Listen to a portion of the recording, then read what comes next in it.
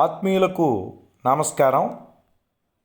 స్వామి వివేకానందుని రచనల ప్రేరణతో, ఉత్తమ వైద్య పరిశోధనలతో ఆ మహనీయుడు సాధించిన ఫలితాల వల్లే చర్మం, కన్ను, జననేంద్రియాలు, ఉదర మూత్రకోశ వ్యాధులు, న్యూమోనియా వంటి ఎన్నో జబ్బులను మానవాళి సమర్థవంతంగా తట్టుకుంటోంది. మనిషి ఆయు ప్రమాణం కూడా పెరిగింది.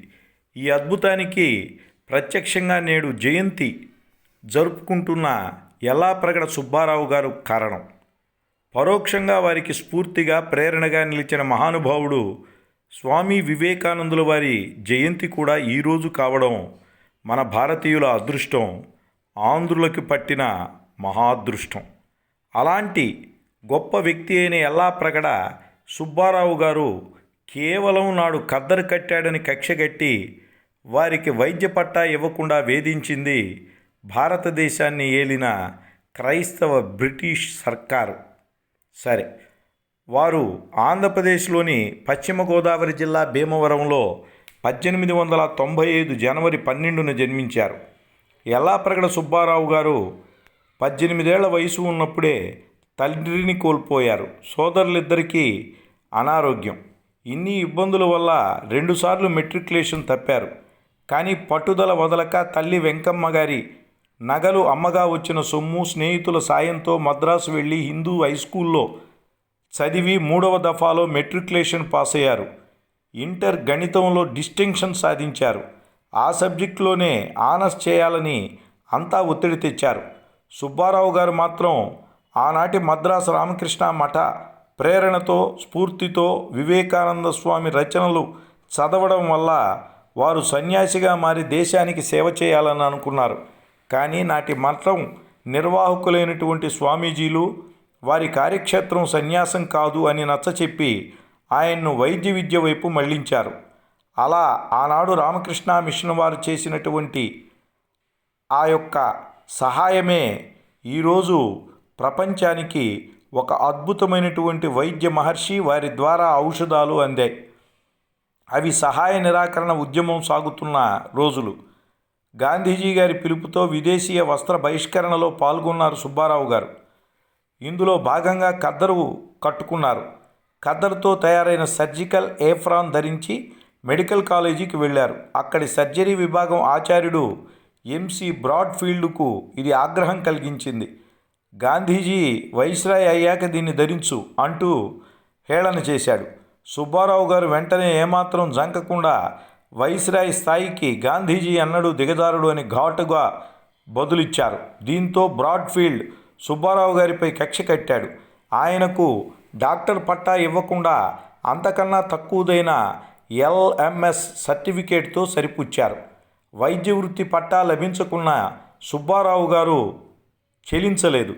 కారణం, ఆయన స్వామి వివేకానందుని యొక్క రచనల చేత ప్రేరణ పొందినటువంటి అద్భుతమైనటువంటి ధైర్యం కలిగిన వ్యక్తి కదా. ఆయుర్వేదంపై దృష్టి సారించారు. గౌరవ లక్ష్మీపతి అనే ఆయుర్వేద వైద్యులకు చెందిన ఆయుర్వేద కళాశాలలో అనాటమీ లెక్చరర్గా చేరి ఆ రంగంలో పరిశోధనలు సాగించారు. భారత్కు వచ్చిన అమెరికన్ వైద్యుడు జాన్ ఫాక్స్ కెండ్రిక్స్ సుబ్బారావు గారిలోని మేధస్సును గుర్తించారు. విదేశాలకు వెళ్ళి పరిశోధనలు చేయాలని సూచించారు. అప్పట్లో పరిశోధనల కోసం ఎక్కువగా ఇంగ్లాండ్ వెళ్ళేవారు. కానీ బ్రిటిషర్స్ అంటే విముఖతతో యల్లాప్రగడ గారు అమెరికాలోని హార్వర్డ్ స్కూల్ ఆఫ్ ట్రాపికల్ మెడిసిన్లో అడ్మిషన్కు దరఖాస్తు చేశారు. మెడిసిన్ డిప్లొమా కోర్సులో కెమిస్ట్గా ప్రవేశం లభించింది. 1923 అక్టోబర్లో సుబ్బారావు గారికి అమెరికాలో కాలు మోపే అవకాశం కూడా దక్కింది. ఇక ఆయన వెనక్కి చూడలేదు. హార్వర్డ్లోని పరిశోధనలపై దృష్టి సారించారు. పిహెచ్డి సాధించారు. ఔషధ రంగంలో అద్భుత ఆవిష్కరణలు చేశారు. 2వ ప్రపంచ యుద్ధ సమయంలో ఆయన చేసిన పరిశోధన తొలి టెట్రాసైక్లిన్ యాంటీబయాటిక్ అరియోమైసిన్ ఆవిష్కారానికి దారితీసింది. ఫైలేరియా గురించి పరిశోధన చేసి హెట్రజన్ ఔషధాన్ని సుబ్బారావు గారే కనిపెట్టారు. క్షయ కట్టడికి ఐసోనికోటినిక్ యాసిడ్ హైడ్రాజైడ్ను రూపొందించారు. క్యాన్సర్కు వాడే కీమోథెరపీ ఔషధాల్లో తొలితరం డ్రగ్ మెథోట్రెక్సెట్ను సిడ్నీ ఫార్బర్ అనే శాస్త్రవేత్తతో కలిసి అభివృద్ధి చేశారు. ఇన్ని అద్భుత ఆవిష్కరణలు చేసిన డాక్టర్ యల్లాప్రగడ సుబ్బారావు గారు కేవలం భారతీయుడిగా భావించి బహుశా వారికి నోబెల్ బహుమతి దక్కలేదేమో. ఆయన కనిపెట్టిన అంశాలపై ముందుకెళ్ళి పరిశోధనలు చేసిన ఆయన శిష్యులకు ఆ పురస్కారాలు లభించడం ఇక్కడ గమనార్హం. 1948 ఆగస్టు 9న కేవలం 53 ఏళ్ల వయస్సులో గుండెపోటుతో యల్లాప్రగడ సుబ్బారావు గారు అమెరికాలోనే కన్నుమూశారు.